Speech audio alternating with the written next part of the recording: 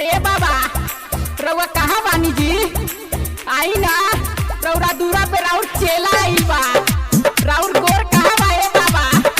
रउआ ला 50 किलो लड्डू और 20 किलो पेड़ा राइल बानी। बाबा ए बाबा कहाँ बानी? लागता कि हम रड़वे मर जाए रे बाबा। भरल बा जवानी दाल घोटे खातिर हो। सुना ए बाबा बाबा अरे भरल बा जवानी दाल घोटे खातिर हो। मलवा एगो दे दा बनबू ठोके खातिर हो। मलवा एगो दे दा भगवान ठोके खातिर हो। दे दा टुलू गाई एगो सूते खातिर हो। दे दा टुलू गाई एगो सूते खातिर हो। मलवा एगो दे दा प्रभु ठोके खातिर हो। मलवा एगो दे दा भगवान ठोके खातिर हो। अरे यार बाबा लागत तो हमनी के पुकार सुनते नहीं थे रे। अरे ते ही कुछ कहना। अरे बाबा हमरा यार के प्यार से मिलवा दो। काले ढलाई में जाई ना तरवा के 50 रुपए के गाजा चढ़ाई रे बाबा। कोरेला मन हमर दाबेला जोबानमा बाबा ए बाबा। बहुते न माल कोनो देखिले सपनमा बाबा।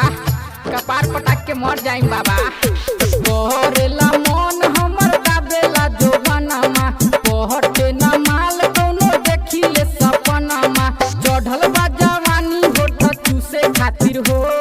चढ़ल बा जवानी होठ चूसे खातिर हो। मलवा एगो दे दा प्रभु ठोके खातिर हो। मलवा एगो दे दा भगवान ठोके खातिर हो। बाबा एगो माला बापा टाई डना हो। ना गोर की टकर क्यों मिलाई डना हो। अरे चुप साला बादल राज गावे सुरा गावत रे। हमके गावे दे तनी सुर में बाबा के खुश करे दे गा के। सुनी कहानी हमर बानी हम बेहाल हो। अरे बाबा मलवा बिना परेशान बानी हो। हर रोज एनर्जी हमर हो जात बेकार हो। अरे आदत से लाचार बानी आइने एने बवात बानी।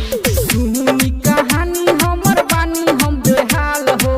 रोज एनर्जी हमर हो जात बेकार हो। कमहला बिहारी मांगे घोपे खातिर हो। कमहला या बिकी मांगे घोपे खातिर हो। मलवा एगो दे दा प्रभु ठोके खातिर हो। मलवा एगो दे दा हमरा ठोके